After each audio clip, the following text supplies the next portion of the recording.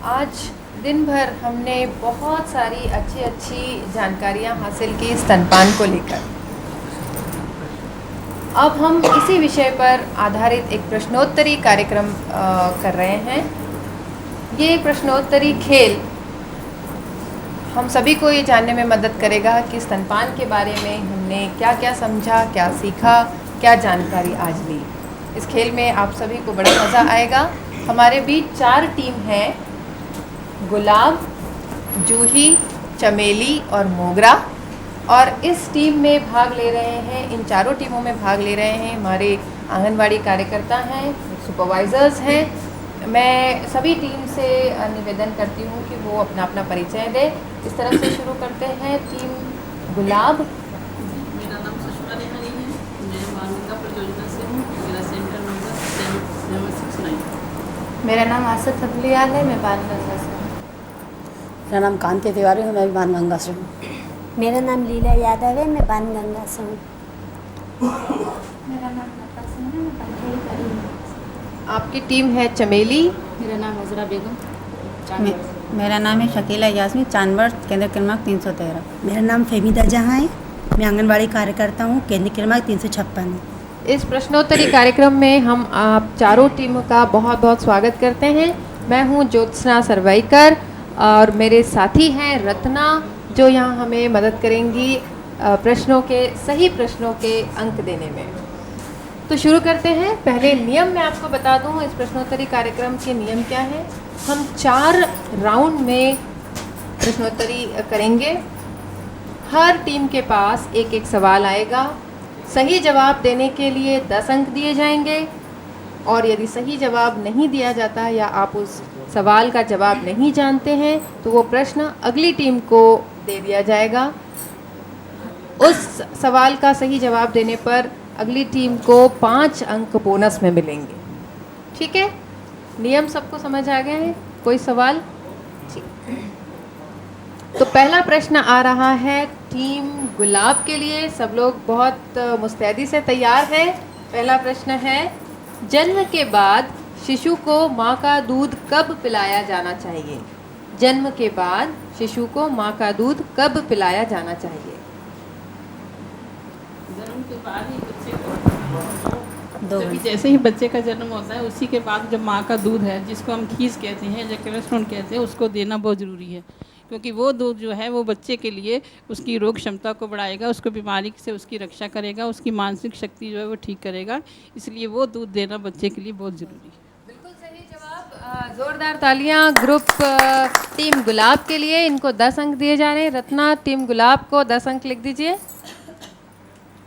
दूसरा प्रश्न आ रहा है टीम जूही को। प्रश्न है, प्रश्न ध्यान से सुनिएगा और दूसरी टीमें भी इस प्रश्न को ध्यान से सुने, क्योंकि यदि इसका जवाब इन्होंने नहीं दिया तो प्रश्न आपके पास आएगा। जन्म के तत्काल बाद स्तनपान कराना क्यों ज़रूरी है? जन्म के तत्काल बाद स्तनपान कराना क्यों ज़रूरी है? क्योंकि जन्म के तुरंत बाद इसलिए ज़रूरी है क्योंकि बच्चा भूखा भी रहता है, रोता भी है, और बच्चे को मतलब दूध की हैबिट पड़ जाती है कि हाँ हमको दूध मतलब पीना है, और पीने में आसानी होती है बच्चे को दूध से। और बच्चे के दूध में कोलेस्ट्रॉल रहता है, तो बच्चे को तुरंत। ठीक है, इस टीम को हम 5 अंक दे रहे हैं और इस सवाल को मैं पूरा किए देती हूँ। जन्म के तुरंत बाद स्तनपान कराना इसलिए ज़रूरी है क्योंकि इससे बच्चे को कोलेस्ट्रॉल का मिलना सुनिश्चित हो जाता है। इससे अवल गर्भाशय से जल्दी अलग हो जाती है। माँ को ज़्यादा दूध उतरता है। अभी हमने सुना, हमारे बीच डॉक्टर एक्सपर्ट्स भी आए हुए हैं, उन्होंने आपको बताया था कि माँ का दूध ज़्यादा उतरेगा यदि बच्चा बार बार माँ के स्तनों से मुँह को लगाएगा, या बच्चे को जितनी ज़्यादा बार दूध पिलाया जाए उतना ज़्यादा माँ को दूध उतरेगा। और सबसे बड़ी बात है कि माँ और बच्चे के बीच संबंध प्रगाढ़ होते हैं, भावनात्मक संबंध उनके जुड़ते हैं। वो जुड़ाव, वो बंधन होना भी बहुत आवश्यक है। इन सब के लिए ज़रूरी है कि जन्म के तुरंत बाद स्तनपान किया जाना चाहिए। तो जूही टीम को मिल रहे हैं 5 अंक। तीसरा सवाल जाता है टीम चमेली के लिए। टीम चमेली बहुत ही मुस्कुराते हुए तैयार हैं। सवाल है, शिशु को कोलेस्ट्रॉम क्यों पिलाया जाना चाहिए? शिशु को कोलेस्ट्रॉम क्यों पिलाया जाना चाहिए? इसलिए पिलाना चाहिए कि उसके दिमाग को आँखों के लिए भी, आँखों उसके के लिए भी, कुछ दिमाग के लिए बताते हैं डॉक्टर। आगे जाके वो तंदुरुस्त बन सके। इसलिए उसमें ताकत ज़्यादा बतलाई गई है। पौष्टिक तत्व। पौष्टिक तत्व, उसमें पौष्टिक तत्व ज़्यादा होते हाँ हैं। पौष्टिक तत्व तो ताकत बतलाई है आँखों की रोशनी के लिए कि बच्चे को आगे जाके उसमें होता है। बहुत कुछ सही आपने कहा है। टीम चमेली को हम दे रहे हैं 7 अंक और सवाल को मैं पूरा किए दे रही हूँ। शिशु को कोलेस्ट्रॉम इसलिए पिलाया जाना चाहिए, संक्रमण के प्रति प्रतिरोध विकसित करने में मदद करता है कोलेस्ट्रॉम, बच्चे को संक्रमण नहीं होता। विटामिन ए जो कि दृष्टि और वृद्धि के लिए अच्छा है, आपने बताया था। नवजात शिशु के जीवन के पहले कुछ दिनों की सभी आहार और द्रव्य पदार्थों की ज़रूरत कोलेस्ट्रॉम पूरी कर देता है, इसलिए उनको ऊपरी आहार देने की ज़रूरत नहीं होती यदि कोलेस्ट्रॉम दिया जाए। वो पचने में हल्का होता है, बच्चे की पाचक शक्ति को बढ़ावा मिलता है, इसलिए ज़रूरी है कि बच्चे को कोलेस्ट्रॉम पिलाया जाना चाहिए। रत्ना, आप सवाल लिखते नंबर लिखते जा रही हैं ध्यान से, क्योंकि यही मदद करेगा हमें टीम जिताने के लिए। पता चलेगा कौन सी टीम आज जीत रही है इस प्रश्नोत्तर कार्यक्रम में। अगला सवाल आ रहा है टीम मोगरा के लिए, जो बड़ी नर्वस सी दिखाई दे रही है, लेकिन मुझे पूरा भरोसा है कि वो बहुत आत्मविश्वास से जवाब देंगे। क्या ताकत बढ़ाने के लिए शिशु को घुट्टी या शहद आदि देना चाहिए? नहीं, जन्म के एकदम मतलब बाद कुछ भी नहीं देना चाहिए। वैसे तो खाली दूध के अलावा दूध ही देना चाहिए। माँ का दूध देने की ज़्यादा कोशिश करना चाहिए। और माँ के जैसे ही मतलब बच्चा पैदा होता है उसके 2 घंटे के बाद माँ को मतलब आराम कराया जाता है 2 घंटे तक। और 2 घंटे आराम कराने के बाद मतलब दूध देना चाहिए। और कुछ कहना चाहिए? बच्चे को घुट्टी नहीं देना चाहिए, क्योंकि माँ के दूध में मतलब इतनी ताकत होती है और मतलब शक्ति होती है बीमारियों से लड़ने की, कि वो मतलब 6 महीने तक उसे कोई ना पानी की ज़रूरत पड़ती, ना घुट्टी की ज़रूरत ना पड़ती। शहद की ज़रूरत। और दूसरी बात यह कि माँ के दूध में 90% पानी होता है, 10% दूध की मात्रा होती है, जो बच्चे को शारीरिक और मानसिक विकास के लिए बहुत देती है। बढ़िया, बहुत बढ़िया। टीम मोगरा को 10 अंक दे दीजिए रत्ना। जोरदार तालियां फिर से टीम मोगरा के लिए। शिशु को घुट्टी और शहद या पानी जैसी अन्य कोई बाहरी चीज़ नहीं देनी चाहिए। ये देने से शिशु को संक्रमण का खतरा होता है बाहर की चीज़ देने से, और माँ के दूध में ही वो सारी ताकत देने वाली चीज़ें हैं, पदार्थ हैं, इसलिए बाहर का कोई आहार उसको नहीं देना चाहिए। बहुत बढ़िया। इसी के साथ ये पहला राउंड हमारा इस प्रश्नोत्तरी का यहाँ ख़त्म हो रहा है। रत्ना, ज़रा आप हमें स्कोर बता दीजिए क्या हो रहे हैं। गुलाब टीम को मिल रहे हैं 10 अंक, सबसे आगे हैं। अव्वल नंबर पर गुलाब टीम है और चमेली टीम को मिल रहे हैं 7 अंक, वो दूसरे नंबर पर है। और सॉरी मोगरा टीम और गुलाब टीम बराबरी पर है, यानी बराबर की टक्कर है दोनों की। बाकी चमेली टीम 7 अंक लेकर उनका पीछा कर रही है। बाकी जूही टीम सबसे पीछे है 5 अंक लेकर। बहुत बढ़िया, धन्यवाद रत्ना। अब हम दूसरा राउंड शुरू कर रहे हैं। दूसरे राउंड का पहला सवाल फिर टीम गुलाब के लिए।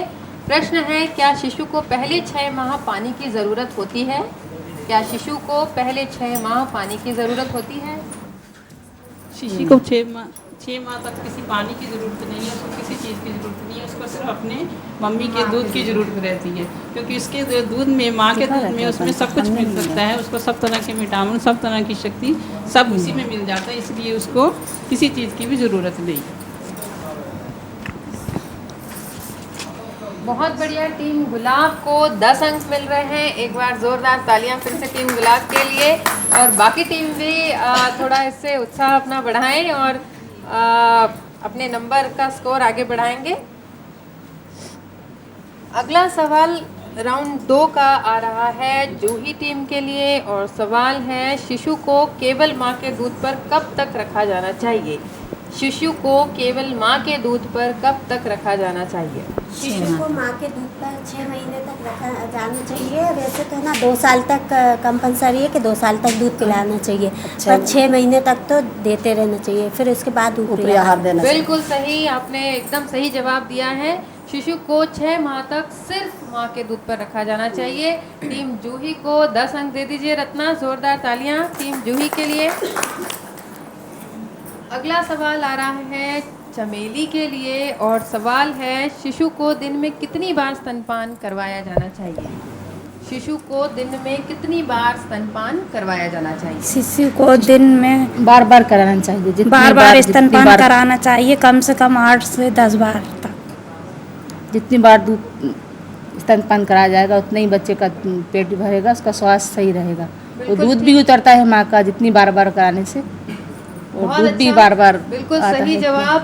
ज़्यादा टीम आता है। चमेली को भी 10 अंक दे दिए जाए। रत्ना, शिशु को उसकी मांग के आधार पर स्तनपान करवाया जाना चाहिए, दिन में कम से कम 8 से 10 बार और रात में 2 बार स्तनपान किया जाना चाहिए। अगला सवाल आ रहा है टीम मोगरा के लिए और सवाल है एक बार में शिशु को कितनी देर तक स्तनपान कराया जाना चाहिए? एक बार में शिशु को कितनी देर तक स्तनपान कराया जाना चाहिए? एक बार में शिशु को 10 से 15 मिनट तक तो स्तनपान कराना चाहिए। अगर बच्चा माँ के स्तन को नहीं छोड़ रहा तो जब तक बच्चा दूध पिए माँ को उसको दूध पिलाना चाहिए, जिससे कि उसे ना उसका पेट भी भर जाएगा और माँ और बच्चे में स्नेह भी पैदा होगा और मतलब उसका दूध ज़्यादा से ज़्यादा मात्रा में प्राप्त होगा उसको। टीम मोगरा को 8 अंक दीजिए। रत्ना, इस जवाब में मैं कुछ 1-2 बात और जोड़ना चाहती हूँ। एक बार में शिशु को कम से कम 20 मिनट तक स्तनपान कराना आवश्यक है और एक स्तन से बच्चे को 9 से 10 मिनट तक दूध पिलाना चाहिए और बारी बारी से बच्चे को दोनों स्तनों से दूध पिलाया जाना चाहिए। ठीक है, तो इनको 8 अंक दीजिएगा टीम मोगरा को। यही हमारा राउंड 2 खत्म हो रहा है। तीसरे राउंड का पहला सवाल गुलाब टीम के लिए और सवाल है माँ को किस तरह से शिशु को स्तनपान कराना चाहिए? माँ को किस तरह से शिशु को स्तनपान कराना चाहिए? माँ को बच्चे को अच्छे से गोदी में लेके अपने निप्पल में उसके मुंह पे अच्छे से लगाना चाहिए, उसको प्यार से सहलाना चाहिए, उसके सर पे हाथ फेरें, अच्छे प्यार से उसको दूध पिलाएं। टीम गुलाब को हम 7 अंक दे देते हैं। काफ़ी कुछ बातें इन्होंने पूरी बताई हैं। 1-2 बातें मैं इसमें जोड़ना चाहती हूँ। माँ को तनाव रहित होना चाहिए और उसे किसी आरामदायक स्थिति में बैठना चाहिए। बच्चे का सिर और गर्दन सीधी होनी चाहिए। शिशु की स्थिति इस प्रकार होनी चाहिए कि उसकी ठुड्डी माँ के स्तन को छुए। शिशु का मुंह अच्छी तरह खुला रहे और निचला होंठ बाहर की तरफ निकला हो। अभी हम चित्र में देख रहे हैं, बताया जा रहा है किस तरह से शिशु की पोजीशन होनी चाहिए। स्तन परिवेश का अधिकतर भाग बच्चे के मुंह में हो, जैसा अभी डॉक्टर साहब ने बताया था कुछ देर पहले कि सिर्फ निप्पल ही मुंह में नहीं होना चाहिए, जो काला बाहरी हिस्सा है वो भी पूरा बच्चे के मुंह में होना चाहिए और बच्चे की नाक खुली होनी चाहिए, दबना नहीं चाहिए। तो इसी के साथ आपको हमने 7 अंक दिए हैं रत्ना, ठीक है। इस राउंड का अगला सवाल है टीम जूही के लिए। शिशु को स्तनपान कराते समय माँ को क्या खाना चाहिए? मतलब धात्री माताओं को या शिशुवती माताओं को क्या आहार लेना चाहिए? हरे पत्तेदार सब्जियाँ, मांस, मच्छी जो भी लेते हो तो वो ले सकते हैं, नहीं दूध की अधिक मात्रा बढ़ाएं और खाने में मतलब 2-3 बार दिन में तरल पदार्थ ज़्यादा खाएं और अगर है ना जब भी भूख लगे बार बार खाना चाहिए और मतलब हरे पत्तेदार सब्जियाँ ज़्यादा लेना चाहिए, जिससे उनका दूध ज़्यादा उतरता है तो बच्चों को मतलब वो पूरा दूध पिला सकते हैं। बिल्कुल सही बताया। आपको हम 8 अंक दे रहे हैं। आपको 8 अंक दे रहे हैं। इसमें 1-2 बातें और हम जोड़ेंगे। सबसे ज़रूरी बात है कि माँ अपना नियमित भोजन की मात्रा बढ़ा लें। जो भी वो नियमित भोजन कर रही है उससे अतिरिक्त खुराक माँ को लेनी चाहिए। अपने आसपास उपलब्ध हरी पत्तेदार सब्जियाँ, मौसमी फल और सब्जियाँ माँ को लेना चाहिए, जो कि आपने बताया था। और यदि वो मांसाहारी है तो अंडा, मांस, मच्छी खा सकती हैं। आंगनवाड़ी केंद्र से मिलने वाली पौष्टिक खिचड़ी लेनी चाहिए, जो कि हम सब भूल गए, हमें ये बताना चाहिए था। ये बहुत ज़रूरी है कि धात्री माता हर मंगलवार आके अपने 8 दिनों का पौष्टिक आहार आंगनवाड़ी केंद्र से प्राप्त करें। आयोडीन युक्त नमक का इस्तेमाल धात्री माता को आवश्यक रूप से करना चाहिए। दिन में 7 से 8 बार पानी या दूध जैसी तरल पदार्थ उनको लेते रहना चाहिए। तो इसी के साथ हम अगला सवाल कर रहे हैं टीम चमेली को। टीम चमेली बड़ी उत्साहित लग रही हैं क्योंकि काफ़ी नंबर उन्होंने पा लिए हैं। 7 और 10 17। ठीक है, पिछले राउंड में इनको 10 अंक मिले थे, इस बार भी ज़रूर मिलेंगे। जब माँ स्तनपान करा रही हो तो उसे कौन से खाद्य पदार्थों से परहेज़ करना चाहिए? जब माँ स्तनपान करा रही हो तो उसे कौन से खाद्य पदार्थों से परहेज़ करना चाहिए? खट्टे फल, खटाई का परहेज करना चाहिए, बादी का, खट्टा बादी के स्तनपान कराते समय, स्तनपान कराते समय कराते समय तो वो कुछ नहीं खाएगी। अच्छा, जिस दौरान वो पहले, करा रही हो हाँ, उस समय धात्री माता को हाँ तो भारी ज़्यादा सख्त भोजन नहीं लेना चाहिए, ऐसा लेना चाहिए जो उसको हजम हो जाए आसानी से। और ज़्यादातर दूध उतरे वो भोजन लेना चाहिए। ज़्यादा खटाई, ज़्यादा ऐसी कोई चीज़, ज़्यादा जैसे चावल या कोई ऐसी चीज़ें नहीं खाना चाहिए जिनसे दूध, ऐसी खाना चाहिए जो कि दूध उतरे, जिस तरह से दूध है, ये है हल्का चीज़ें। भोजन करना चाहिए। ये जवाब कुछ सही नहीं लग रहा है, आपको हम 0 अंक दे रहे हैं। मुझे बड़ी उम्मीद थी कि आप इस बार भी 10 अंक अर्जित करेंगे। देखिए, स्तनपान कराने वाली माता के लिए ऐसा कोई भी पदार्थ नहीं है जो उन्हें नहीं खाना चाहिए, कोई परहेज़ उन्हें नहीं रखना चाहिए। और खट्टे जो आपने फल कहे, ऐसा कोई बात नहीं कि खट्टा नहीं खाना चाहिए, क्योंकि जो फल हैं वो उनमें रोगों से लड़ने की शक्ति देते हैं। जो विटामिन सी है वो उनको लेना चाहिए। हाँ, सभी फल, सारे फल तो सारी खाना सब्जियां, चाहिए, सारा भोजन उनको लेना चाहिए, अतिरिक्त आहार लेना चाहिए। उल्टा प्रश्न पूछा। सिर्फ उन्हें परहेज करना चाहिए दवाइयों से या ऐसा कुछ नशीले सूखने वाली पदार्थों कोई से, ऐसी सूखने वाली चीज़ नहीं नशीले खाना चाहिए। पदार्थों से या दवाइयों से या डॉक्टर की सलाह के बिना कोई दवाइयाँ उनको नहीं लेनी चाहिए। यही परहेज उनको रखना चाहिए। इसके अलावा उनको आहार में सारा खाना जो घर में बन रहा है वो लेना चाहिए जो पौष्टिक हो उनके लिए। अगला प्रश्न आ रहा है टीम मोगरा के लिए और प्रश्न है, धात्री माता की देखभाल के लिए परिवार की क्या जिम्मेदारी है? धात्री माता की देखभाल के लिए परिवार की क्या जिम्मेदारी है?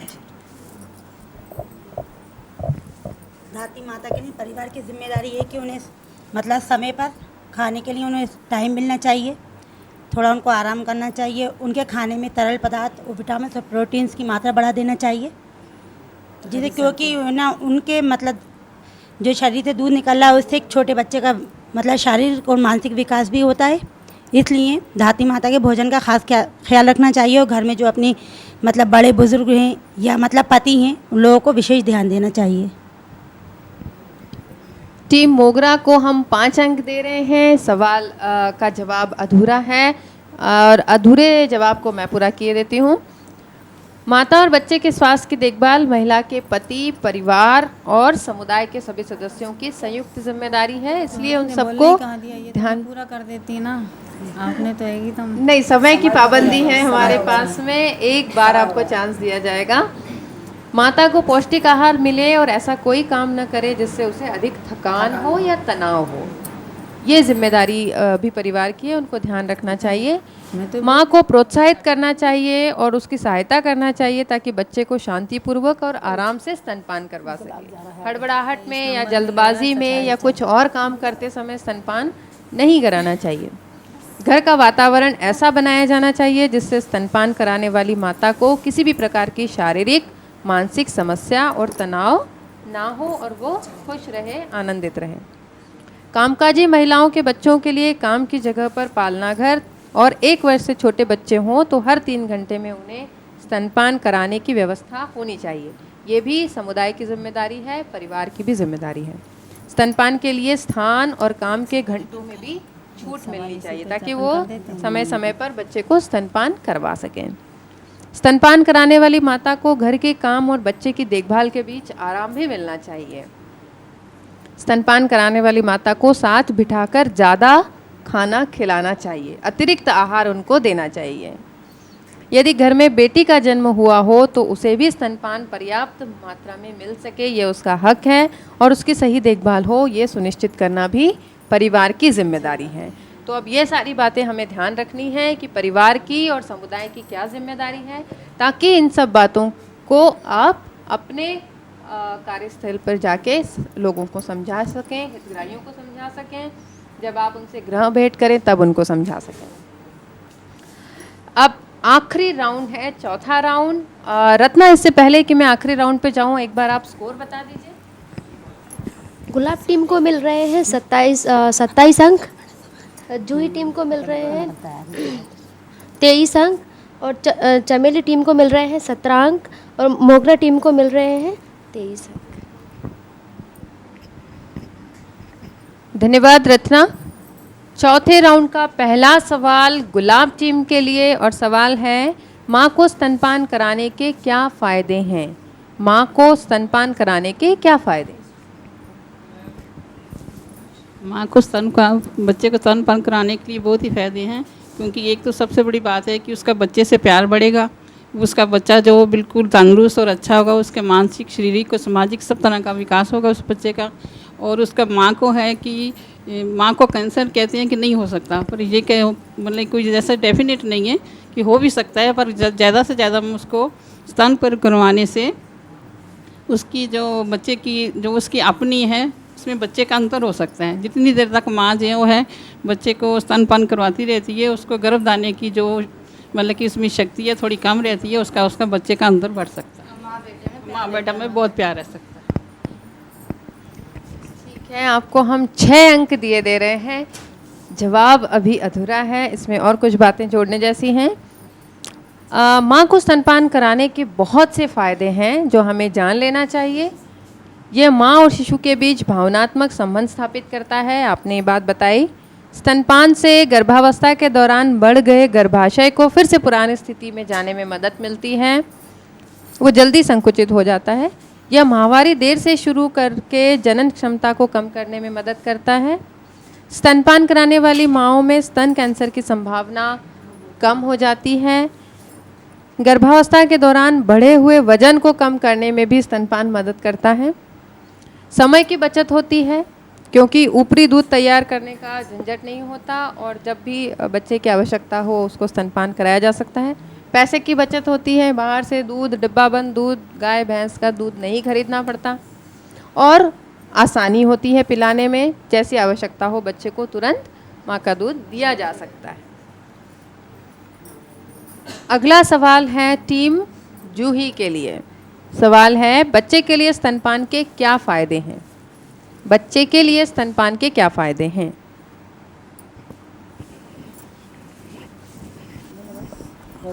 एक तो वो ना निपल से दूध पीता है तो उसकी मांसपेशियों का विकास होता है, और है ना जैसे दूध पीने में ना उसको वो प्रैक्टिस हो जाती है दूध पीने की, और फिर उसकी हेल्थ बनती है। बच्चे को दूध पिलाने से सबसे पहले तो ये है कि माँ का दूध सबसे ज़्यादा पोषण तत्व होता है, इसलिए माँ का दूध बहुत ज़रूरी है। दिमाग स्वास्थ्य के लिए भी, और मानसिक विकास के लिए भी, और शारीरिक विकास के लिए, और रोगों से लड़ने की क्षमता माँ के दूध में जो होती है, जो बाहर ऊपरी आहार में नहीं रहती है, तो सबसे ज़्यादा और सबसे ज़्यादा ममतत्व बढ़ता है माँ के दूध से। तो माँ का दूध सबसे ज़्यादा ज़रूरी है बच्चे के लिए। बिल्कुल सही कहा आपने। आपको हम 8 अंक दे रहे हैं। यह माँ और बच्चे के बीच भावनात्मक संबंध स्थापित करता है। शिशु के लिए माँ का दूध सबसे बेहतरीन भोजन है। इससे शिशु के शरीर के लिए ज़रूरी ऊर्जा, पोषक तत्वों को सही मात्रा और सही रूप में प्रदान किया जा सकता है। स्तनपान से शिशु को संक्रमण का खतरा कम हो जाता है, इसलिए स्तनपान का बहुत फ़ायदा है। यह शिशु के शारीरिक और मानसिक विकास में मदद करता है। आपने जैसा बताया, यह जंतु रहित है, साफ है, सुरक्षित है।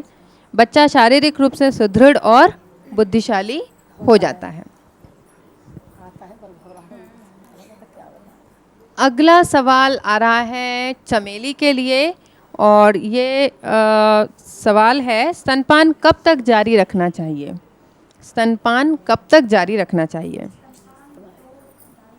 जारी रखना चाहिए 2-2.5 साल तक जारी रखना चाहिए। और कब तक सिर्फ स्तनपान देना चाहिए जी? कितने समय तक सिर्फ स्तनपान देना चाहिए शिशु को? 6 माह तक तो बराबर ही देना चाहिए जैसे, उसके बाद उसको ऊपरी आहार देना चाहिए, फिर उसके अनुसार है जब तक दूसरा बच्चा नहीं होता है। या बिल्कुल सही बताया आपने। आपको 10 अंक मिल रहे हैं। पहले 6 माह तक शिशु को सिर्फ माँ का दूध देना चाहिए और उसके बाद ऊपरी आहार शुरू करना चाहिए। ऊपरी आहार के साथ साथ बच्चे को स्तनपान भी जारी रखना चाहिए। इस राउंड का आखिरी सवाल मोगरा के लिए, और बहुत खुश नजर आ रही है ये टीम। क्या शिशु को दस्त लगने पर स्तनपान जारी रखना चाहिए? हाँ, उसको मतलब स्तनपान जारी रखना चाहिए, और बच्चे को जब वो दस्त कर ले तो उसका भोजन बंद नहीं करना चाहिए। उसे कुछ ना कुछ लिक्विड में देना चाहिए, जैसे नारियल का पानी है, काली चाय है, मतलब कुछ ना कुछ खिचड़ी, पतली खिचड़ी मतलब देते रहना चाहिए, जिससे उसके शरीर में पानी की कमी नहीं हो और उसका मतलब उसको डिहाइड्रेशन नहीं हो। इसलिए उसको मतलब कुछ ना कुछ देते देना चाहिए। माँ का दूध देना चाहिए कि नहीं देना चाहिए, वो तो बहुत ज़रूरी है उसके शरीर के लिए, नहीं तो उसको बीमारियों से लड़ने की ताकत भी नहीं मिलेगी और बच्चा कमज़ोर हो जाएगा। एकदम सही। मोगरा को भी 10 अंक मिल रहे हैं। जब भी बच्चे को दस्त लगे, यदि बच्चा 6 माह तक है तो उसे माँ का दूध पिलाना जारी रखना चाहिए, स्तनपान जारी रखना चाहिए। और यदि 6 माह से बड़ा बच्चा है तो स्तनपान के साथ साथ उसको तरल पदार्थ, नमक, चीनी का घोल, ये सब चीज़ें भी दी जानी चाहिए। तो इसी के साथ ये हमारा प्रश्नोत्तरी कार्यक्रम का आखिरी राउंड भी ख़त्म होता है। रत्ना के पास हम फिर से जा रहे हैं ये जानने के लिए कि कौन सी टीम आज विजेता रही और किसने स्तनपान इस विषय को बहुत अच्छे से समझ लिया है। गुलाब टीम और मोगरा टीम बराबर अंक लेकर बराबर है। बाकी चमेली टीम को 27 अंक मिल रहे हैं और जूही टीम को 31 अंक मिल रहे हैं। तो ये तो मैडम ही डिसाइड करेंगी कि इसको फर्स्ट प्राइज मिले। अब ऐसा करते हैं कि दोनों ही टीमों को हम संयुक्त रूप से इनाम दिए दे रहे हैं। बहुत अच्छा आपने सभी सवालों के जवाब दिए और यहाँ पर जो हमारे डॉक्टर एक्सपर्ट्स आए थे उनकी बातों को आपने ध्यान से सुना। लेकिन ये जो प्रश्नोत्तरी कार्यक्रम हमने किया, क्या इस तरह का प्रश्नोत्तरी कार्यक्रम हम अपने अपने सेक्टर में जाके या अपने अपने गांव में जाके भी इस तरह का खेल कर सकते हैं? इससे क्या फ़ायदा होगा? जानकारियाँ ज़्यादा मिलेंगी हमारे समुदाय में, मतलब लोगों को पता चलेगा और एक से 10 लोग, 10 से 100 लोगों तक ये बात पहुंच सकती है। मतलब जो नहीं समझा सके, बूढ़े लोग जिनको पता नहीं था, वो भी नई पीढ़ी को बता सकते हैं। मतलब हम खेल खेल में बहुत ही रुचिपूर्ण तरीके से इतने गहन विषय को समझ सकते हैं, इसकी जानकारी ले सकते हैं। अभी आपने देखा कैसे हमने छोटे छोटे प्रश्नों के माध्यम से अपनी जानकारी को और पुख्ता किया। हमारी जो दूसरी साथी टीम थी उनके भी अनुभव हमने बांटे, वो क्या सोचते हैं, क्या समझते हैं, ये भी हमने देखा। तो इस तरह की प्रश्नोत्तरी कार्यक्रम आप अपने सेक्टर मीटिंग के दौरान कर सकते हैं। आप पोषण और स्वास्थ्य दिवस के दिन आयोजित कर सकते हैं। हितग्राही बैठकों में इस तरह के प्रश्नोत्तरी कार्यक्रम का आयोजन आप कर सकते हैं। और महिला मंडल या स्वास्थ्य समूह की जो बैठकें होती हैं उसमें भी आप इस तरह का आयोजन कर सकते हैं। और अलग अलग विषयों पर भी प्रश्नोत्तरी या खेल का आयोजन हो सकता है। कभी आप विषय लीजिए स्तनपान, कभी ले सकते हैं गर्भावस्था के दौरान देखभाल, कभी नवजात शिशु की देखभाल। तो माँ और शिशु स्वास्थ्य और पोषण से जुड़े हुए किसी भी विषय पर आधारित प्रश्नोत्तरी कार्यक्रम आप तैयार कर सकते हैं और टीमों के साथ इस खेल को बहुत आनंद से, मज़े से खेल सकते हैं। आखिरी में पुरस्कार रखना मत भूलिएगा, नहीं तो उन्हें अपनी जीत का मज़ा कम हो जाएगा।